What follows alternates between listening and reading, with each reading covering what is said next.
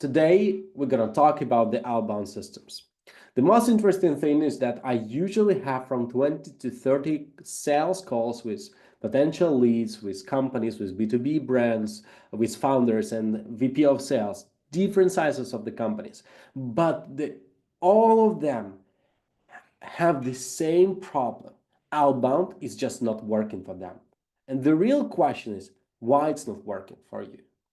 There are usually three main problems that I usually see. Like 99% of you usually have at least one of those main problems.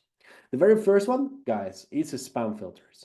Let's be honest. 9 out of 10 people I do the audit for show I get really, really horrible results. I see that the deliverability rate specifically on Microsoft is super, super bad. On Google, sometimes it's bad, sometimes it might be normal, but I almost never see really great deliverability among everyone who I do the audit for. And just believe me, we are making the audits for already hundreds of B2B companies and in-house outbound lead generation teams. Everyone faces with the same issue, spam folders. I will not dive deeper into the question why it's happening like this, but in reality, ESPs are fighting against spam folders and spam cold emails.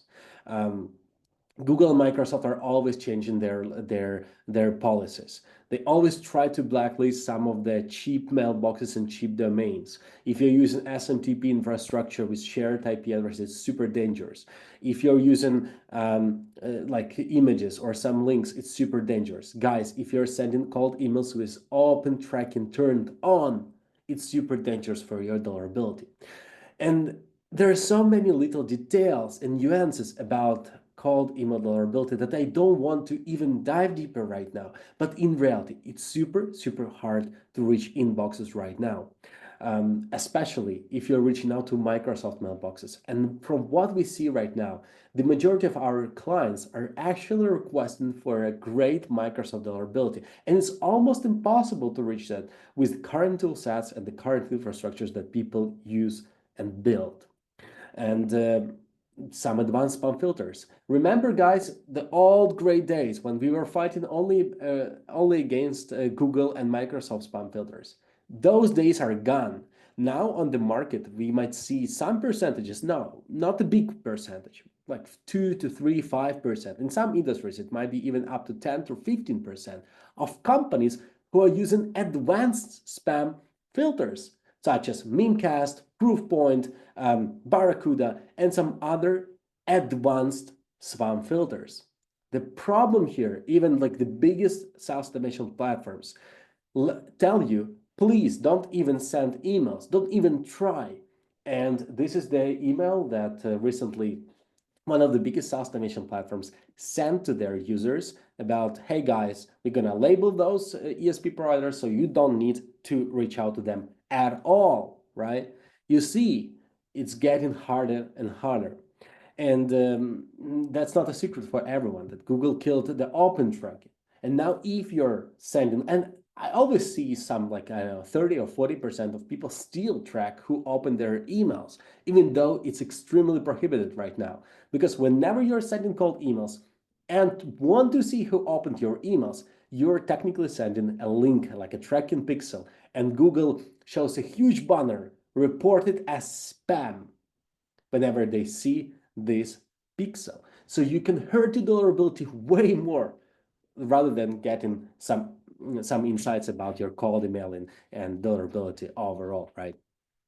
And ESPs are changing. It's a dynamic space, guys. So we know that something was working like 3 or 4 years ago. Something was working 1 year ago. Something was working 6 months ago. But it's always super, super dynamic. So we need to know about those things.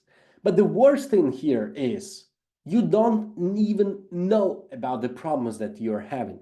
Like 80% of people I do the cold email deliverability audit for, they never knew that they just had the feeling that something is going on with their deliverability just because the reply rates drop and I know they just don't get any results out of cold emailing. And they don't have systems and platforms and overall frameworks to check what is actually going on with their deliverability. Why is happening like that? Because warm-up systems are actually not correct. Warm-up pools are usually extremely biased, and whenever you try to warm up your emails, you might get, I don't know, 100%, 91, 95, 99% of inbox rate. But at the end of the day, you will actually get way worse deliverability. That's one thing. Sometimes I see that people are referring to the, hey, HubSpot shows me deliverability rate, right? It's 99%. But this deliverability rate that you might see in HubSpot, Salesforce, and other like more modern or more enterprise systems, they only show you how many emails were actually sent, and they do not show you what was the inbox rate, whether those emails landed into spam or the inbox. At the end of the day, it's just super, super wrong. The second thing here, oh, my open rate is 40% or 50% or 60% or 30%. It's not that bad. It just means that people open my emails, right? Yes, this is true. But at the end of the day, it's extremely inaccurate. And I can dive deeper into so many little technical details and nuances about why open rate is not accurate. But at the same time, while you're tracking who opened your emails, you are ruining and destroying your deliverability in a stealth mode. At the end of the day, you have the problem, you don't know that you have this problem, you just see that your reply rates drop, you have way less leads from outbound, but even worse, you cannot check what's going on because you don't know how to do those things. But even worse, the worst part here is that you don't have someone in-house that will actually come and fix those problems. So, and why it's extremely important, because it doesn't matter how great your emails are and how many contacts you're reaching out to. If those emails are going to spam, it all makes no sense. So the main problem that I always see, even before diving deeper into the ICPs, into the copy, into the outreach setup, into the follow-ups, is deliverability. 9 out of 10 of you, all like, I see that you have those problems immediately. The second problem, guys, it's the outdated playbooks. Outbound landscape and our overall lead generation landscape has changed dramatically during the last years. Yes, you might tell me, Ilya, remember how in the all good days you were teaching how to do outbound properly? Guys, that was 3 years ago. Something is not working at all right now. And if you're using the same playbooks as 3 years or 2 years ago, it's just not going to work for you. And I can even show you my own results. 4 years ago, I was teaching how to run cold emails, and it's totally not working right now. Everything has changed. The way you target, the way you write, the way you the way you enrich the data, the way you work with the data, the way you do follow-ups, the way you do multi-channel outreach, everything has changed. The great example is that if you follow some big brands who still live in 2020 or 2017, like HubSpot or Apollo or some other brands, you will never learn what are the modern ways of doing outbound. And the only way you can get a huge amount of results, and just believe me, when I say huge, I mean like really huge amount of results, and really amount of leads out of outbound, is whenever you implement modern outbound playbooks. And I'm gonna tell you what do I mean by that, right? But what's wrong with something that is a little bit outdated, right? Basically everything, right? So your copy is not relevant. You focus on the wrong things. You don't track right metrics, and you just rely on our open rate or some other deliverability rate from the tool that you're using. You are thinking and praying for the warm-up solution. You think that is gonna be a really great thing. You're using wrong limits. You're using outbound in the wrong way. You try to go multi-channel there where it's not needed, and so on and so forth. Or basic targeting just does not work. Guys, if you're basically using Apollo, it might be not a bad product for the data research, but if you just use it for the data researching, you don't do any extra validation, any extra ICP criteria check, if you don't do any enrichment on top of that, at the end of the day, you will have a bunch of contacts you are reaching out to with irrelevant message and hoping for getting results. It's not gonna work. Again, 9 out of 10 people have, okay, not 9, but probably 8 out of 10 people, like 80% of the people who I reach out to and talk to, they usually have this same problem. They just follow the outdated playbooks. As a result, you might get like reply rates just like 2%, 3%, even though it's not great, guys. 2% reply rate, it's not great. But even if you're getting those reply rates right, well, 2% people reply to you, but you don't get leads just because your messages are irrelevant. Your targeting is irrelevant. Everything is actually not working for you. The last thing.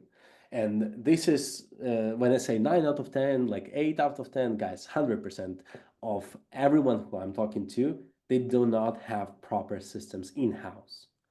So they try to use AI, but it's not going to help them just because they use naked AI, ChatGPT or something like this, which does not have context about not only your business and your outreach goals and your value proposition, but also the naked GPT doesn't have a context of how to do a proper outbound.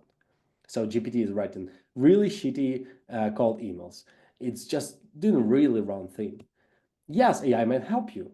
Yeah, if you are building really great end-to-end workflows, etc., etc. But at the end of the day, it's super hard, and I didn't see a lot of companies actually implement those things, right? Or that is the most, common thing. Everyone knows about the tools. How many of you guys, if I ask you the question, do you know the tool called clay.com? Please tell me in the chat right now, plus or yes, if you know about this tool. Like yes, yes, yes. Okay, I see everyone says yes.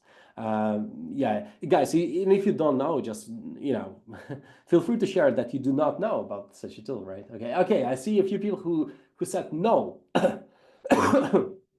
Guys, 90% of people know about Clay. Half of them are using it, but at the end of the day, they do not use it properly. Every time I'm talking to someone who is using Clay, I know 95% of them do not use it in the proper way. They use it as a tool for data research and for some basic enrichment or email validation as an email validation tool. It's like having Ferrari with flat tires and just going and racing in the village with no roads at all. It's the same literary situation that I see all the time. People know about the tools, sometimes people implement those tools, but they do not know how to use it properly. At the end of the day, everyone, not everyone, like the majority, a huge, vast majority of people have problems with deliverability that they even don't know about, and they do not know how to fix those things. B, they follow outdated playbooks. They do not know how to write, how to actually run hypotheses and check what's working and what's not working. And they do not have a system to actually orchestrate a proper outbound. That is why we'll show you our way today. That's the thing that I decided to do because every single time I'm jumping on the calls, I hear the same problems, I hear the same issues, and I just want to prepare like this webinar to share with all of you how to do it in the right way, okay?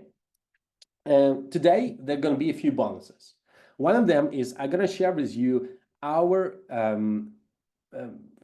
lead generation workspace in Notion with our SOPs and processes that are written down and explain every single step of your outbound lead generation and how to do it properly, right?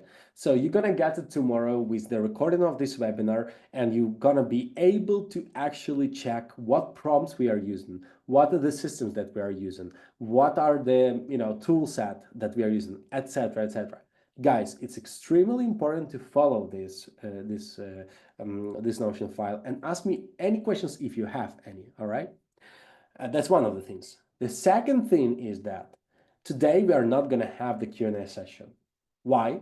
Because I want to prepare a VIP Q&A session where you're gonna ask me questions in advance, and I will have a proper answer with some examples, with some like really great references to help you on that call. It's going to be a group call. It's not going to be one-on-one because I don't have enough time for one-on-one, but it's going to be a group VIP type of the Q&A session. If you're not prepared, I will not answer your questions on the Q&A session. I will prioritize those people who actually going to be prepared and explaining the situation in more details, etc., etc. That I'm doing this just to help you guys solve the problems and build a proper outbound lead generation. All right. And it's going to be free. So I'm not going to charge you any money for that. So, and not going to be any promotions, nothing. Like it's going to be just a Q&A session where I'm going to help you with the outbound. And of course, there are a few more things that I'm going to share with you.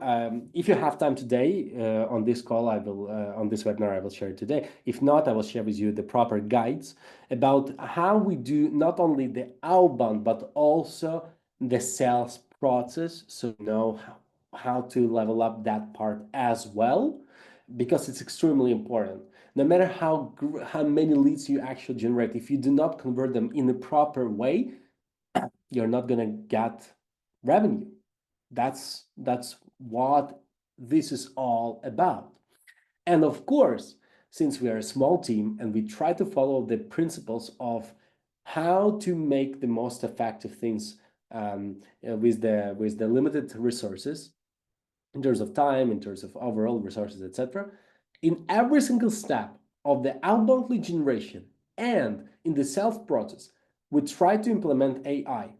And guys, whenever we are talking about AI, I mean not only copywriting, but also managing your LinkedIn inbox with the Claude MCP, prioritizing the leads, not talking to your CRM in human words, and just get the insights from your CRM, etc., etc. Those type of things, if you want to get it from me, I will share it as well. And please tell me in the chat if you would like to get this information as well, or you want or you want I focus only on the outbound lead generation, only on cold emailing. Okay, yes. If not, just tell me no. It's just totally fine for me. All right. Okay, so guys, just for everyone who does not know who I am, right? So my name is Ilya, and for the last 9 years, I've been growing different SaaS businesses around outbound lead generation. I was the third hire at Lemlist. For those who don't know what Lemlist is, it's basically one of the biggest sales automation platforms with the most focus on cold emailing.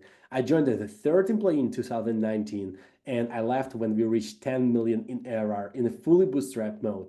And again, guys, we were the first who actually released the warm-up functionality on the market.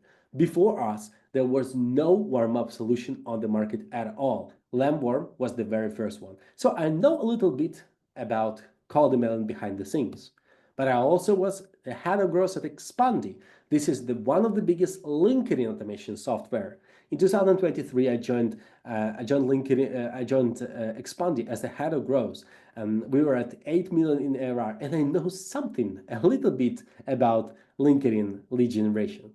And now, a bit more than a year ago, I started my own company together with my co-founder, Max. If you're watching this webinar, hi, Max. And we've already helped a bit more than 100 B2B brands with several main services that we provide with. Basically, what we do and what we decided to do is we are not the lead generation agency.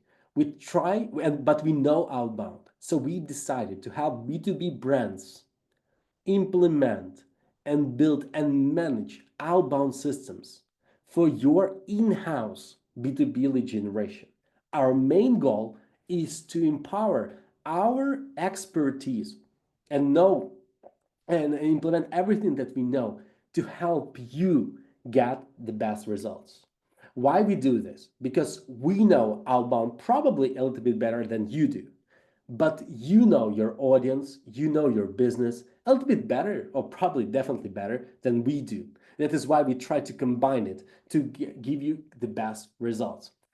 we provide you with three main services. One of them, it's the most popular one, is the outbound fully managed cold email infrastructure, where we fully control your deliverability and not only set up, warm up, and onboard your team, but we also monitor what's going on with your deliverability and fix the problems when they appear.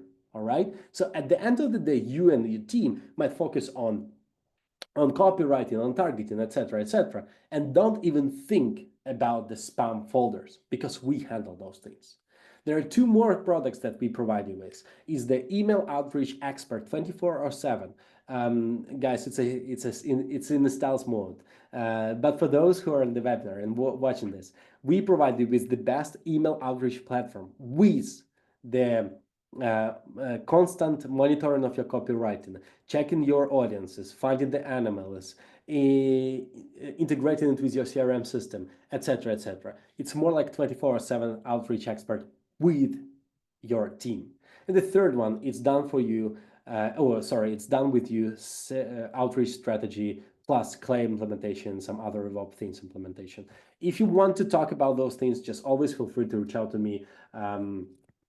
It's going to be always feel free to book a call with me. So here's the link. Just feel free to reach out to me. Always tell me, just tell me what do you need to help? What's the thing that we might help you with? So all right, that was a little bit introduction about myself. So let's dive deeper into the content. We are limited with the time, so I'll try to keep it short and brief. So guys, infrastructure first. Why we always start with the infrastructure? Because of several main things. The first things first is that everyone has problems with their deliverability. B, because it takes so much time to prepare the infrastructure, warm it up, ramp it up, and then reach the full capacity.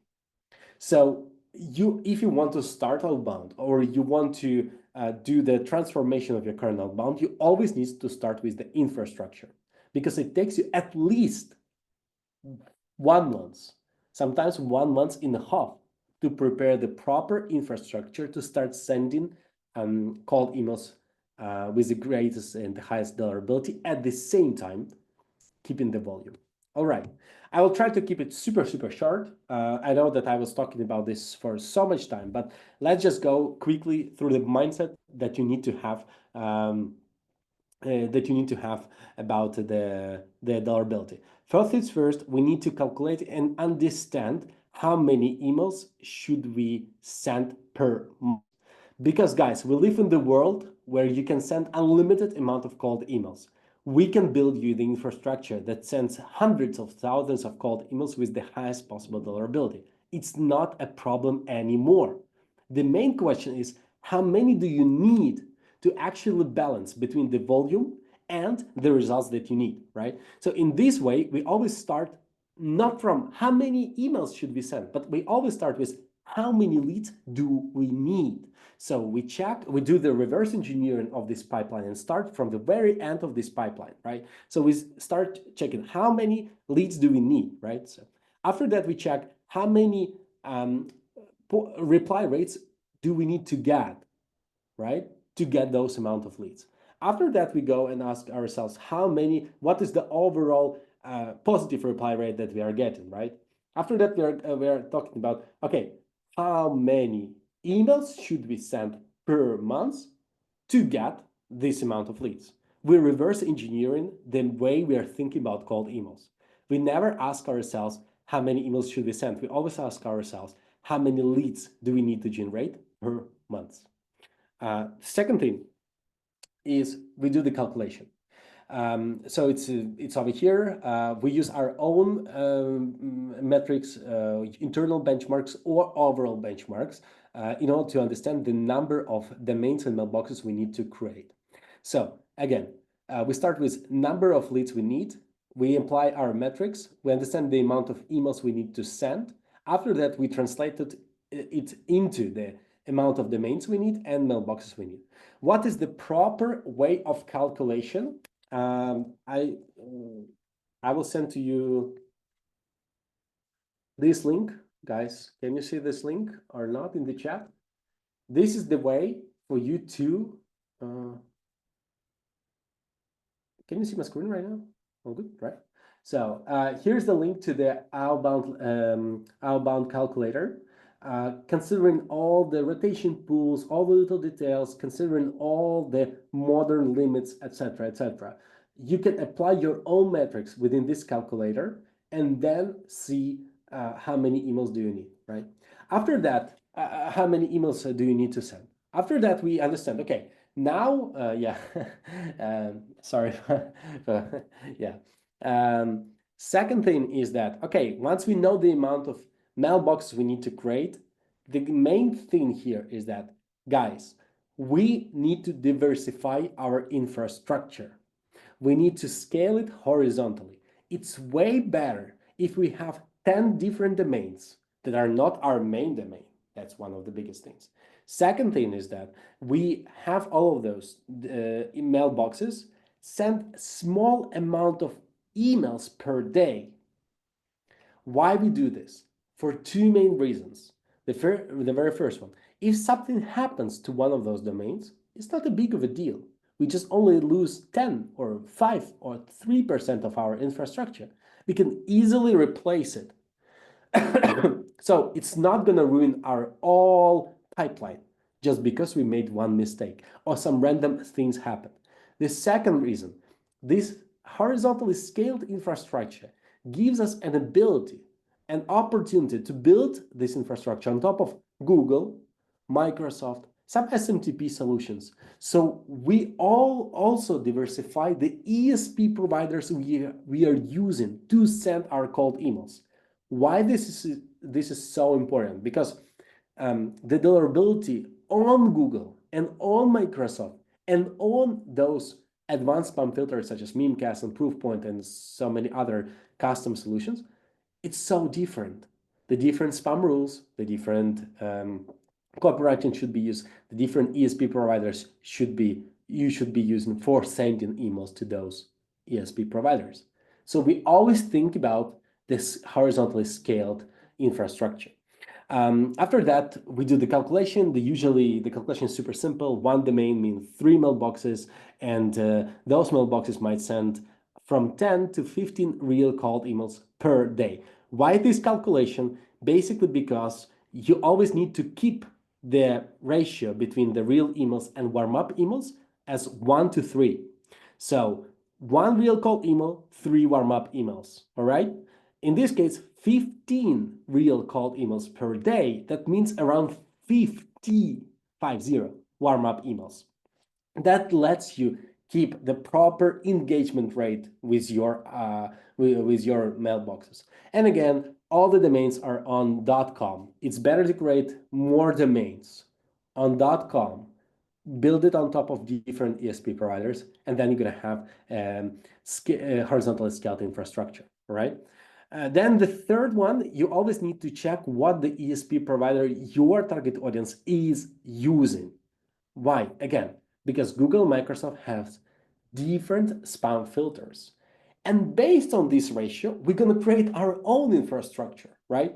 If 50% of our audience is using Google and the rest 50 is using Microsoft, we're going to build it in a totally different way.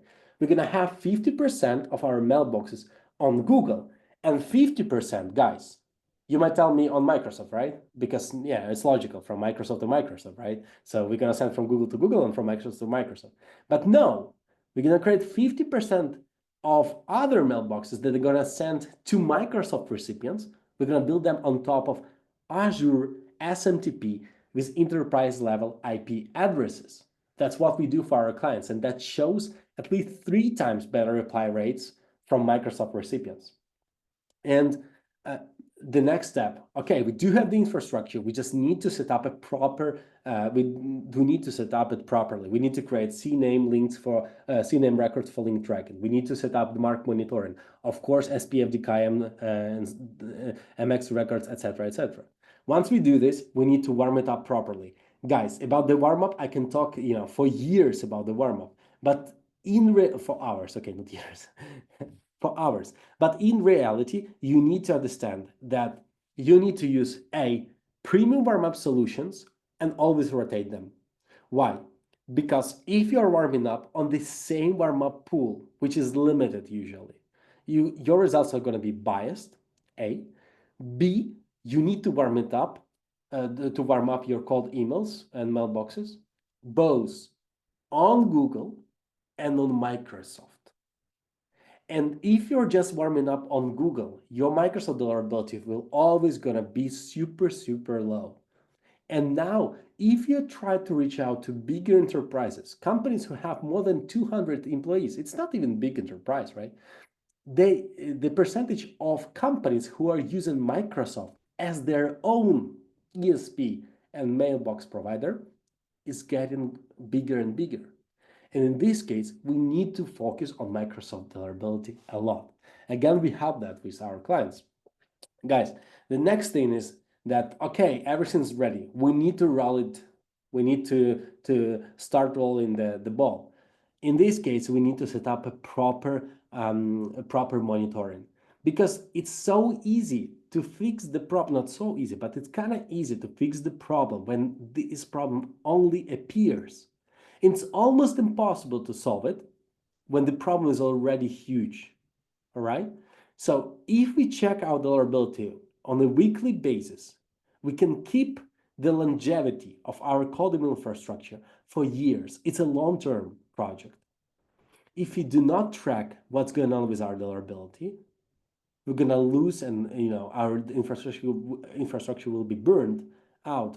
I don't know, in just a few months, probably 6 months, probably 7 months. We don't never know, but it will be burned out. And how to check that, right? So you can ask me. What we use for our clients, we do several main things. A, we always check the inbox placement tests by using a mix of custom and premium inbox placement tools. Our main goal is to check whether your emails are actually landing in spam or the inbox with the real cold email template that you are using for real campaigns.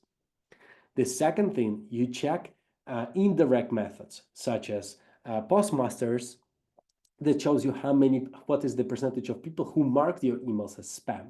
You also check the mark monitoring to see what is the percentage of successful authentications, and so on and so forth. Of course, the next step, you need to focus on the proper outreach campaigns. You need to set up your campaigns properly. Guys, please tell me, what is the email outreach platform that you are currently using? In the chat, please just tell me. HubSpot is HubSpot, Reply, Instantly, SmartLead, Lemlist, Mailshake, I don't know. Guys, feel free to check Ample Market, MailChimp, Snuff, Instantly, Lemlist. Oh my God, Snuff, Reply. All right, guys. Probably in this case, I will need to tell you what is the proper way of it. Okay, guys.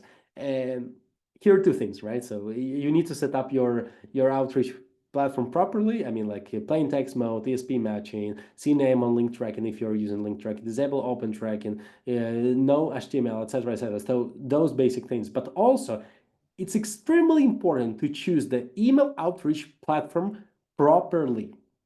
What I mean here is that if you're using HubSpot, I guarantee you have deliverability issues.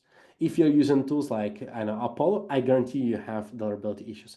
If you're using more modern tools like Instantly or whatever, the question is whether you're also using their warm-up, because it's, or if you're using some other, there are so many little details here and there with every single tool. If you want, I will share with you what is the recommended list of tools specifically for cold email sending, because now I see a lot of people are using tools that are, kind of not modern for cold email, specifically from deliverability point of view. All right. So guys, and a few more steps, right? Step number 9, we need to think about our copywriting. Overall, there are so many little details that I can share with you here, but we don't have time. Follow a few main steps. A, always use Spintex. If you don't know what Spintex is, I will share with you the link tomorrow with the link of the guides. Please follow that. Second thing, never send the links in the first email. If you're sending the links and want to see who clicked your links, always use a CNAME for link track, CNAME record for link tracking. It's the A record in your domain settings, in the DNS settings. Third thing, try to personalize your emails as highly as it's possible. Fourth thing, use the unsubscribe in the header. This is the best way to let people unsubscribe at the same time, never mess up with your cold email structure, and don't have the unsubscribe link in your footer because it's kind of it looks weird, the unsubscribe link. It affects your reply rate. And of course, plain text only, extremely important. The last thing, it's the smart rotation. Guys, no matter how great infrastructure you build it for yourself or will build it for you, right? Because if you are our client or might be our client, the main thing here is that you always need to have at least 20% of the infrastructure that you do not use for sending cold emails. You're using it for the rotation. How it works technically. You have, for example, 10 mailboxes. 2 of them, you never send cold emails. You just put them on the warm-up and wait. 8 other mailboxes or domains, whatever, you are sending cold emails. Always checking what is going on with your deliverability.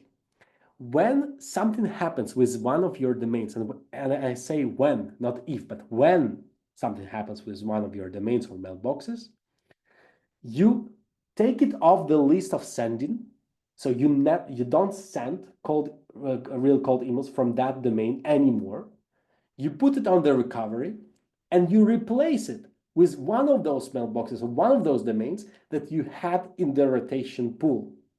Do this on the domain level, all right? See the question, what do you mean by high personalization? If you're just using hi first name, and first name it's the only variable that you have in your email, and you're sending emails on scale, it's not good.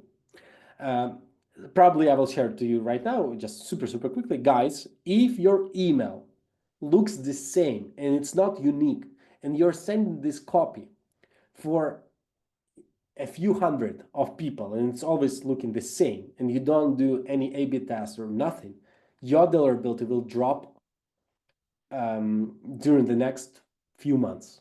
Why this happens like that? Because Google and Microsoft are way smarter compared to what they were like a few years ago. And they find the patterns in your copywriting. And if this copywriting looks spammy to them, because you don't get a lot of replies from your copy, they will automatically mark your copy as a spammy copy. You can check this. I can tell you how to check that. Try to create a Microsoft account, or if you have one, create a new one, right? Okay, or find just get the Microsoft account, Outlook account. Send your email to that Outlook and check where it landed. If it landed into the inbox or spam, that's one thing. But the second thing, in the header, you can see the CSR code. The CSR, that's the score that Microsoft gives to your email. And if it's higher than 4, it will might see the exact reasoning for that. And usually, if you don't have the problems with domains, it's your copywriting. All right.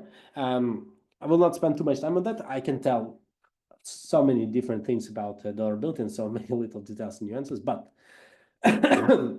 just a quick question, guys. If you need some help with the infrastructure building or want us to run the quick deliverability audit for you to see what's going on with your deliverability, feel free to book a call here. I will do that for you, all right? You can see the results. You can see what to do better. If everything's great, in like 5 or 10%, usually in 5% of cases, everything's great. I tell that right away. Everything's great. We might not help you at all. So it's fine. Guys, feel free to book a call with me over there. What we do for our clients, we try to reach the highest possible inbox rate by fully managing cold email infrastructure. We do not sell you mailboxes and domains. What we do, we actually solve the problems with deliverability by setting up the infrastructure, warming it up by using the mix of custom and premium warm-up solutions, connecting it to your sending tool, doing all the setup there, onboarding you and your team about how to run campaigns, because we might build you an amazing infrastructure, but you can ruin that super fastly. and quickly. That is why we educate you on how to run campaigns. And then you're starting sending campaigns, and we are checking out what's going on with your deliverability. And when something happens, we fix those things. All right. So again, if you want to talk to us about this, feel free to book a call with us. Few questions I see, and I will answer that right away. What happened with Google accounts? Have you noticed emails going to spam? Two things here. Google is always changing their policies and running some blacklists or new waves of blacklists. If you're buying cheap mailboxes from resellers, your deliverability or your mailbox and domains might be blacklisted. The last time it happened, it was 3 weeks or 4 weeks ago. Guys, so be careful about what you're buying. The second thing is the overall. Of course, I see a lot of Google spam rates as well. Then another question from Armanda. What's actual cold email average percentage conversion meeting booked? It depends on your audience, but we usually try to say that around 5 to 7% reply rate. It's a normal one, and then it depends on your strategy and on your value proposition. We try to articulate here the reply rate more rather than the meeting book because it depends on your value proposition. All right. Then, guys, the question from Wasim: what's the limit to send emails per mailbox, including warm-up? Including warm-up, it's around 55. So the best ideal case it's going to be around 50 to 70. The ideal case is that you send 15 real cold emails and from 30 to 40 warm-up emails. That's the ideal one. And then the last question is from Charlie: can you create my domains on instantly? You can. Not the best way to do those things because you never know what is the ESP, what is the resellers they're using. Plus, if you're using the instantly infrastructure, you're gonna always see 99% reply, 99% deliverability rate, which is usually not always accurate. Let's say it like this. I don't want to should talk about something, but this is all right. You can you can book a call with me. I'll share with you more details about those things. All right, guys. We've talked about the future of the future of outbound. So it's building the anti-fragile infrastructure. We covered that, right? So let's move on.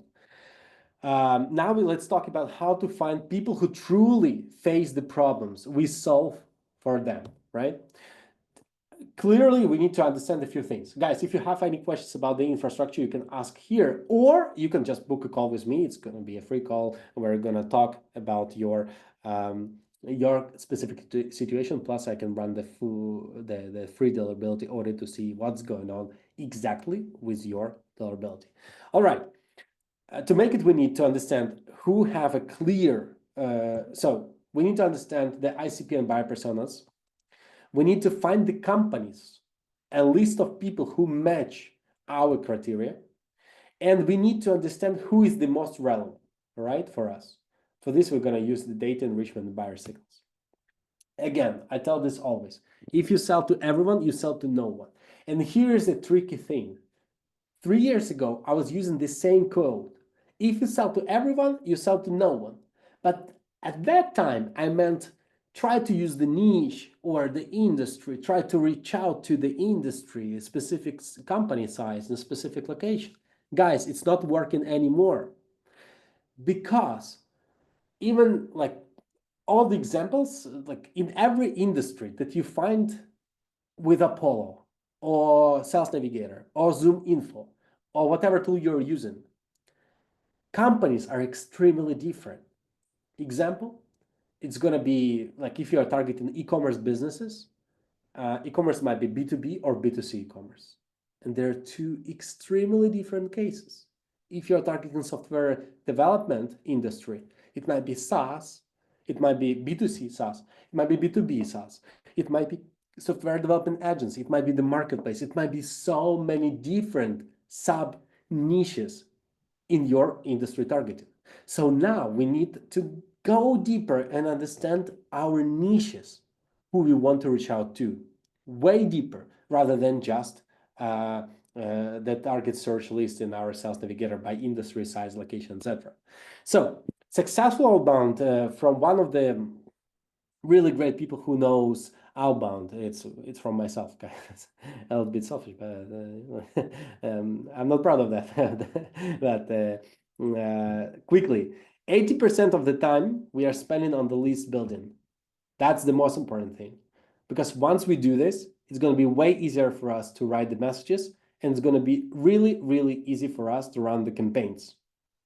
In order to do that, before we dive deeper into the contact base creation, we need we need to do a few steps back. The biggest thing here is that we need to understand our audience in real details.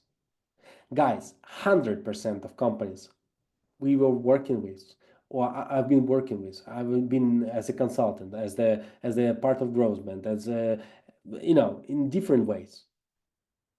100% do not have a clear, nice, and actually working ICP by persona and hypothesis understanding. ICP, it's a clear understanding of the type of the companies you want to reach out to. The more detailed here, the better.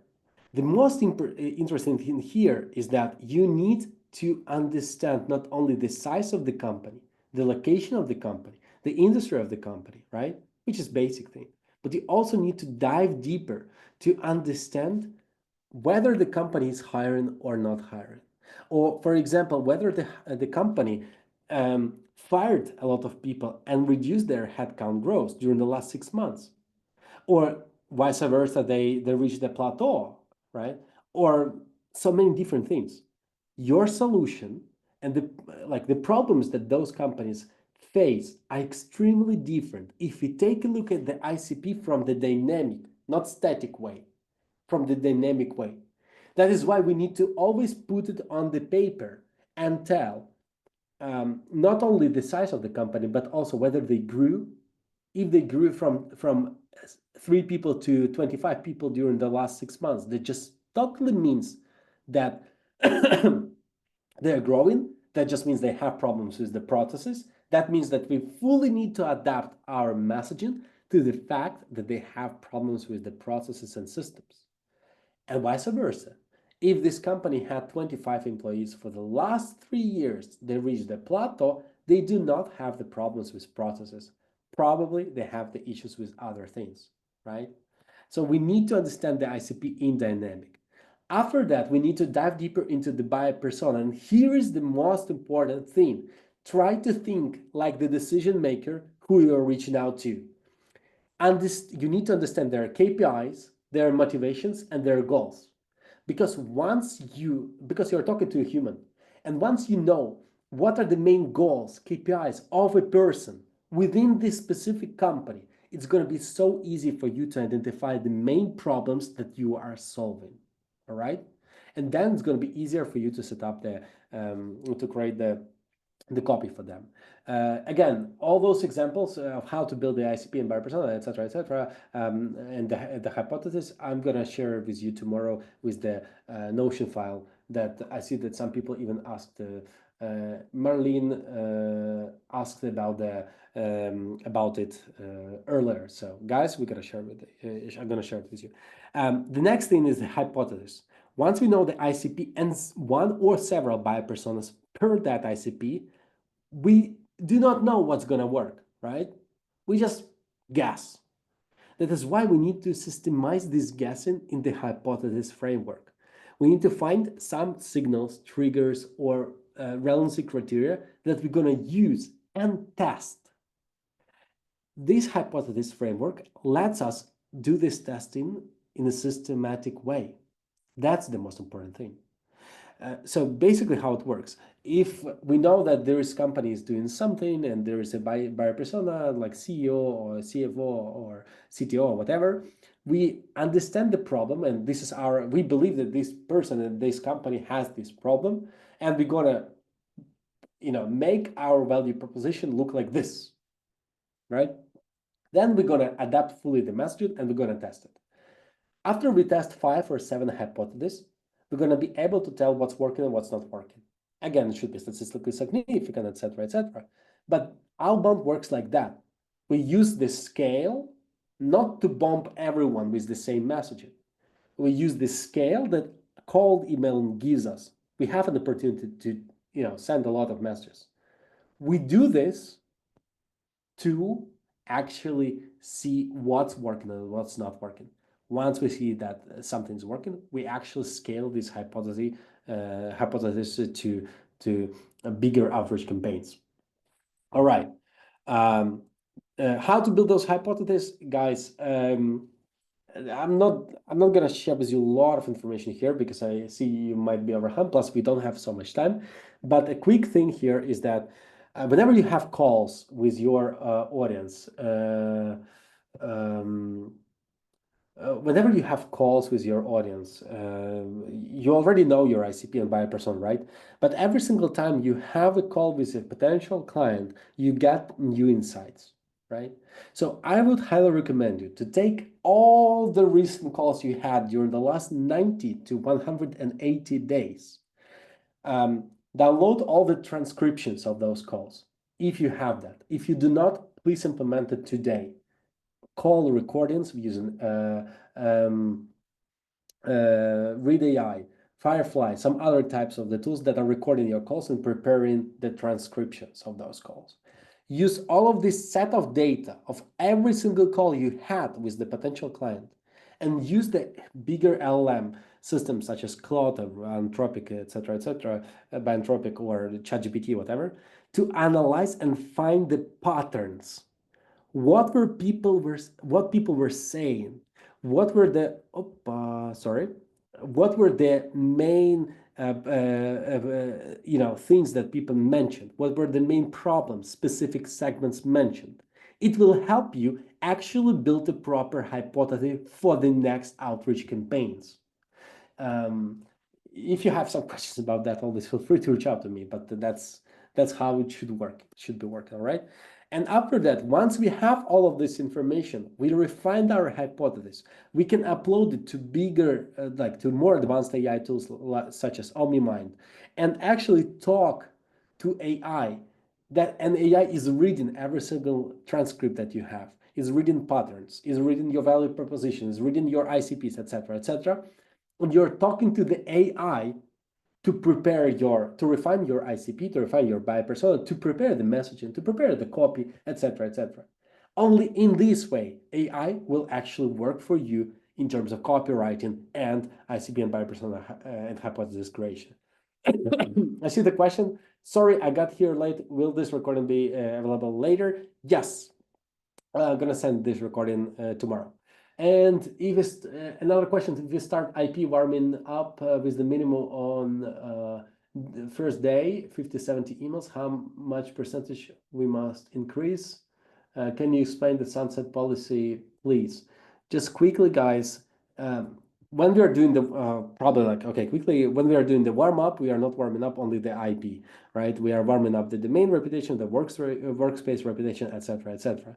It's way better if you do the warm up minimum for 3 weeks, and after that you're keeping and having your limits 15 real cold emails, around 30 to 40 warm-up emails.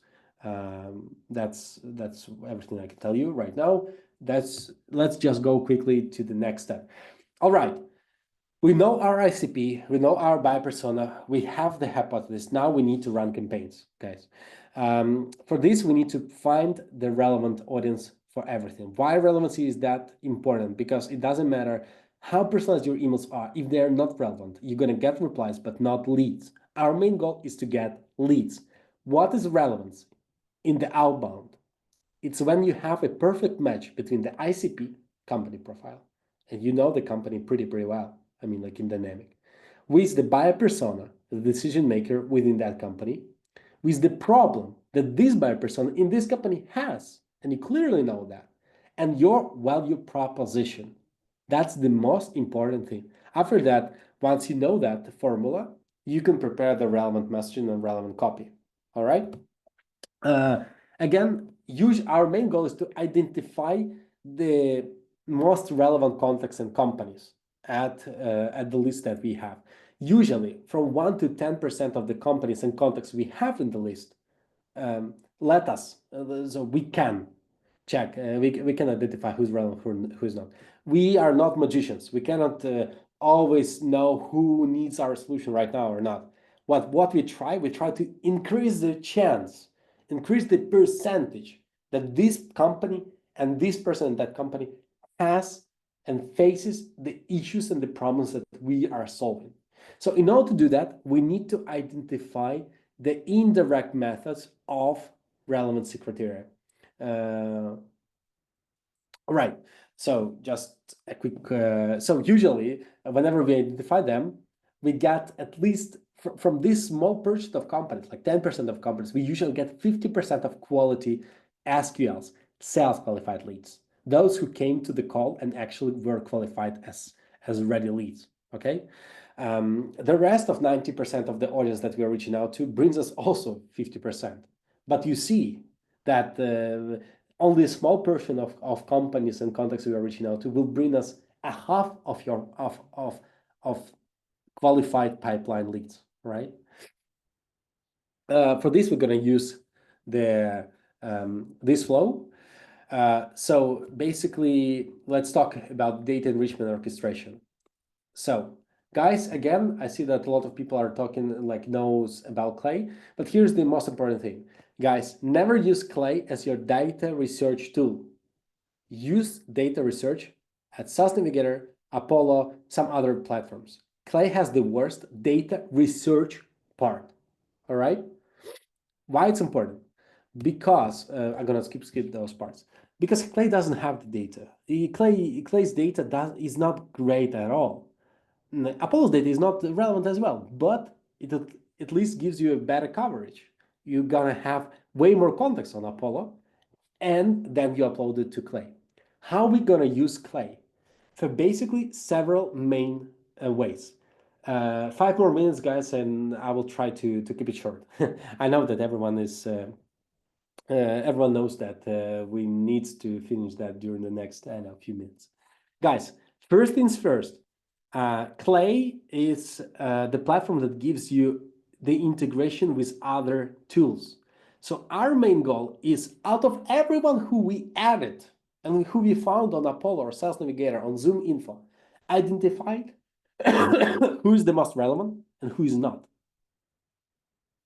How to do that? We actually go through the relevancy check flow. I'm going to tell you a little bit more about how to do those things. Second thing, we need to build a proper data orchestration system within Clay, on top of Clay. How it works? We always need to know who got what message. What was the tiering system for this contact and for that company, right? We cannot build this on top of CRM because it's going to be a lot of information in CRM. We need to build it on top of Clay, the data orchestration system. The third thing, how we're going to use Clay, is the seamless flow, where we are not only enriching the data and finding email addresses and finding out who is hiring for new people and checking out their job descriptions. And we are not only checking their traffic, and we are not only checking this or that data, but we also know exactly, once we upload the list of companies and contacts, after that it goes and checking all of them, all of the criteria that we need, finds the valid email addresses and automatically adds those people to relevant campaigns that we have. How's it going to look like? We upload the list of contacts. It checks the domains, checks whether this company actually fits our ICP or not only by the niche, but also it's checking the website and saying whether this company, is a B2B e-commerce that we are targeting or B2C e-commerce that we are not targeting, etc., right? Those type of things. After that, finding several relevancy or buyer signals. After that, do the tiering. So tier 1, tier 2, and tier 3 type of contacts. And based on this tiering, it starts finding the email addresses, valid email addresses. It validates it. And after that, it adds the proper campaigns, such as for tier 1, it's going to be a multi-channel outreach campaigns. for both on LinkedIn and email. For the tier 2, it's going to be the majority on multi-channel as well. For tier 3 type of contacts, it's going to be only purely cold emailing, right? So how it works practically. Within Clay, what our main goal is basically do several things. Let's go step by step. First things first, we need to validate and check whether the company actually fits our ICP or not. The fact that the company works at a specific location and has a specific industry doesn't mean anything. We need to check exactly what the company is doing. So we ask Clay to go to the website and check what the company is doing. Once we know that, we know whether the company B2B or B2C, whether the company software development agency or a SaaS, or e-commerce B2B or e-commerce B2C, whether this company needs our solution or not. Because the industry itself doesn't give us any information. Only the details and the sub-niches gives us. So at the end of the day, we're going to have this, this flow where we see whether this company fits our ICP or not. After that, we try to do the basic enrichment to figure out, to find the decision makers and find their email addresses. Super easy, bam, bam, bam. That's how this flow works. It's a basic one. And at the end of the day, we have the valid email addresses on scale. I can tell you a lot of little details and nuances about how to work with that. But once you implement that, even these basic things, you will actually be able to, run the campaigns on a huge scale, because you never need to hire new data researchers and lead generation specialists to find the data, because Clay does that for you. And everything under one place. After that, we need to check the relevant, whether those companies are relevant to us or not. How do we do this? We check the websites. We analyze their information on the website, such as like whether they are doing specific things or not. We analyze the search. We might use the Google search to see whether this company actually ranked for a specific SEO keyword, etc., etc. Whether there's some new news about this company, whether there are some specific competitors in a specific location, etc., etc. After that, we might check their tech stack based on build with, or we might check their whether they're hiring for someone, etc., etc.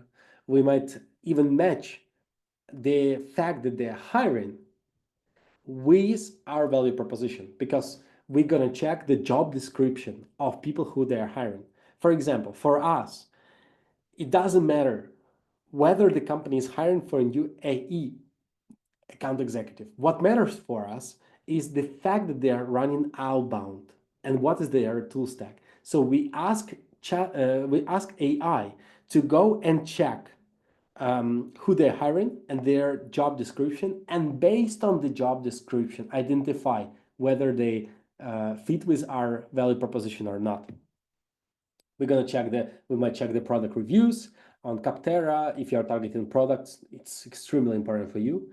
We might even extract some negative reviews and actually prepare your outreach based on this. If you're working with the e-commerce businesses, you can get a hell of a ton of data from store leads integrations. You might see what the post services that they're using, what is their traffic, what is their website speed. You can even build some audits based on this data, right? And you can automate all of those things using N8N or N8N or some other type of tools for this type of thing. After that, our main goal is to identify the most relevant companies. Those companies who do not show any buyer signals or do not match with our ICP that really well, we will tier them as tier 3 type of contacts and companies. We're going to use kind of generic outreach. We're going to run different hypotheses, but it's going to be a little bit generic. For the rest 10% of our audience, roughly 10%, we're going to adapt our messaging and we're going to try to maximize every single touch point that we have with them in order to convert them more. Because we know that if the company is, for example, hiring, and based on the job description, we got some insights. We know that they face the problems that we are solving. So we're going to articulate that in our copy. And at the end of the day, for the top tier 1 type of contacts, we're going to use LinkedIn plus email plus high level of personalization, video personalization, voice personalization, literally everything. For the tier 2, we're going to use only LinkedIn and email. For tier 3, for the majority of contacts, we're going to use only cold emailing. So how are we going to use the first priority? Guys, again, multi-channel outreach for the first priority. We might use like tools like Reply or Expandi. Reply is more email focused, Expandi is more LinkedIn focused. We might use the video personalization such as SendSpark or some other type of tools. If you do not follow the pace, I will share with you the recording, but B, also I will share with you the list of tools so you can follow all those things, no worries. Plus our Notion file with the processes. It's my quick overview of those processes. And of course, we might use Clay to find the triggers to actually personalize our message. So we might go and check their LinkedIn profiles and LinkedIn posts to prepare the message or some other type of things. We have the Notion file with, guys, I know that we are 10 minutes over. For those who are still here, please tell me, should I finish right now or will you be with me for the next 7 to 8 minutes? Please tell me, should I continue or yeah. Okay, I see that. Yeah. Thanks, Matt, for being with us today. I see that you need to drop. Okay, all right. Guys, I'll send you the recording plus all the materials. No worries about that. We have the Notion file that will tell you exactly what are the icebreakers that we personally use, but also how to get and extract those icebreakers. And of course, there's a second way, is that we are using Apollo Sales Navigator, we are using ZoomInfo in order to extract the data of the companies who match with our ICP, right? But there is another one. What if we find out that some signals are working super well, such as hiring or something else? In this case, or product hunt launches or whatever. In this case, we need to go in the opposite way. We need to find everyone who is currently hiring or everyone who is launching on Product Hunt, and then find who of them match with our ICP. So for this, we might use Apify and Indeed scrapings to get everyone who is currently hiring for specific job titles.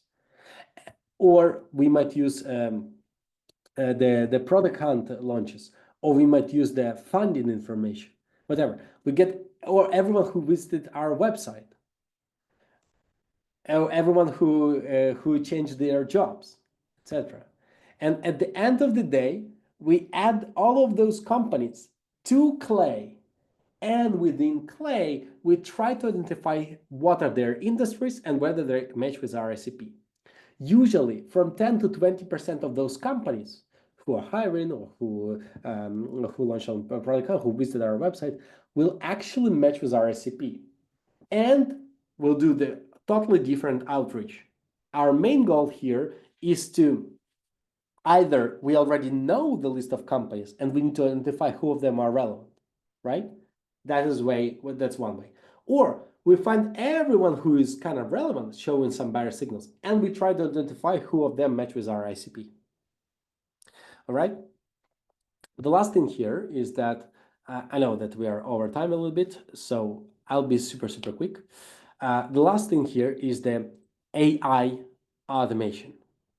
It's super important because everything that I'm sharing to you right now, you might think that it's super hard to implement those things. And this is true. It's not easy. I'll be super honest with you. But as some of the greatest minds nowadays show that it's possible to run all the operations within the company by AI, like Adam from our B2B is showing, and I highly recommend to follow his journey. We also believe in this way, less people and better results. Our main goal here in the all outbound lead generation sales processes is to try to implement AI as much as it's possible. So one of the things that you need to know is how overall the lead generation is evolving. And back in the days, everyone was lead generation specialist. Now we are evolving to the go-to-market engineers, people who are managing and operating AI workflows and AI agents rather than just the normal work. So you see this flow, right? I showed it to you before. All of those things are now possible to do with only AI or with a set of AI agents and workflows. Back in the days, one microprocess, a set of microprocesses was one process and it was equal to one person, right? Now, one microprocess is actually one AI agent. So as an example for you, the data research part, as I showed you before, you need to take the ICP, you need to do the research on Apollo or Sales Navigator, you need to find buyer personas, find their emails, enrich companies and contacts, verifies the list, prepares personalized lines. Back in the days, one person could do 500 of them or 100, I don't know. That's depends on the flow, etc., etc. Now AI does that. With all of those little, not little, sometimes bigger workflows within Clay or N8N or some other platforms, now you can do the same things as you did before, but on scale with AI. Or even more, you can actually check different things here and there. So, and of course, there are lots of different things like AI SDR. I'm going to share with you probably them in the more materials. I don't want to cover that right now anymore. And the last thing, guys, I want to share with you today is more like an, kind of the way you need to think about outbound. Again, you always start with the infrastructure because it's the most important thing. After that, you go with the ICP buyer persona. After that, you go with the targeting and messaging. The messaging part I didn't show to you today. Probably I will share with you in the Notion file, and you will see what are the messages that we are writing and what is the structure of those messages, because I don't have too much time today. And after that, you need to connect it to your CRM and need to make the whole process working. But the main thing you need to think about the current outbound is in the AI way. So how it works right now, our outbound lead generation in 90% of cases is managed by AI. Our sales process is managed by AI. I can give you a simple example. We connected to Claude our N8N, LinkedIn, Gmail, CRM, basically that's it. And now, whenever I ask what are the top 3 priorities, what are the top 2 priorities, what are the main leads I need to reach out to right now, what is the performance of my LinkedIn outreach campaigns, what is the performance of my email outreach campaigns, etc., etc. AI is doing and checking those things, and based on the knowledge that AI now has about my campaigns, my messages, my contacts, it's A, analyzing this data, but B, prepares the next steps. So every single time you're talking to me, you're probably talking to me through Claude. That's true. I mean, like, no matter whether it's LinkedIn or email, I manage all of those things from one place in Claude. That is the most interesting thing. In 90% of cases, I do not open my LinkedIn inbox like a real inbox. I do it through Claude. In 90% of cases, I do not open my Gmail. I do it through Claude. Now AI prioritizes my messages, my leads, literally everything. This is the next level of the outbound lead generation and overall sales processes. Guys, 2 minutes for the quick Q&A, but again, just a quick recap. 2 things here. First is, tomorrow I will send to you the details of this webinar, the recording deck, the list of tools, literally everything. For the list of tools, you're going to have 2 links. One is going to be affiliate link. One is going to be not affiliate link. If you want, we have affiliates for all the links. So just if you want to choose one of them, it's fine for us. If you want to support us, it's going to be better if you use affiliate links. If not, it's fine for us. And the second thing is I'm going to prepare the VIP Q&A session. I will send you the details of this VIP session, Q&A session, where you should be and have to be prepared before jumping on the call, because I'm gonna actually prioritize everyone who prepared, who came with some specific questions and specific cases. And I'll be prepared as well with the references, with the main ideas, with the brainstorming ideas, etc., for you. My main goal would be to help you. All right, guys. Let me check the Q&A if we have any questions here. Awesome. Thanks a lot. I see the question: where in the new GTM engineers course starts? Guys, we are. What if my personal ICP aren't on Apollo? You can use so many different other sources for reaching out, for finding your target audience. Actually, there are so many different. Just believe me. You can write me the examples of your ICP on my LinkedIn, guys. By the way, LinkedIn. You can reach out to me on LinkedIn. Here is my LinkedIn. And ask me any questions, all right? Again, the last thing is that if you want to hop on the call with me, feel free. This is the direct link to get on the call with me. About the course, we will probably think about making the specific course for you about the go-to-market engineering. Just tell me whether you need that or not, all right? If you need that, we're going to be preparing that for the next few months, and after that, probably in November, we'll do that. Guys, if you have any questions, always feel free to reach out to me. Again, we'll prepare the VIP type of the Q&A session. I'll be super happy to help you over there. Tomorrow, we'll send you all the details, the recording, the deck, the list of tools, everything. Thanks a lot, guys. Have an amazing day. Bye-bye. Thank you, guys. Thank you. Bye-bye. Thanks.